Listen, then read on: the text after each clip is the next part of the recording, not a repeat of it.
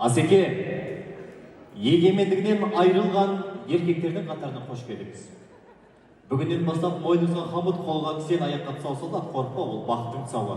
Бақыттың тұсауы ол Амина қыздарыңыз. Аминаға да бір қол соғып қошемет білдіріп қойыңыздар. Ал Амина келелемеші батаға, артында қалды аялап сені атана. Бала күніңде басыңа таққан бантикті айырбастадың ақ орманмен қатаға. Көңіліңді қуаныш күйі кер деген, бір отбасы қуанып жатыр ел деген. Кеше ғана бесте жатқан бұл Амина ертең барып өз сәбидің бесігін тербеген. Қуанатұғын, шаттанатұғын күн бүгін көтеріп міне бір әулеттің түндігін. Алладан ғана алақан жайып сұраймыз, сақтасын Құдай, сақтасын Раббым, екі жастың отбасының бірлігінде қосып қойыңыздар. Ал жастар, бақытты болыңыздар, Алла қосқан алақандарыңызды адамдық пен арамдыға жатпасын. Өмірдің өріне, қос қаштың төріне шығарып салайық.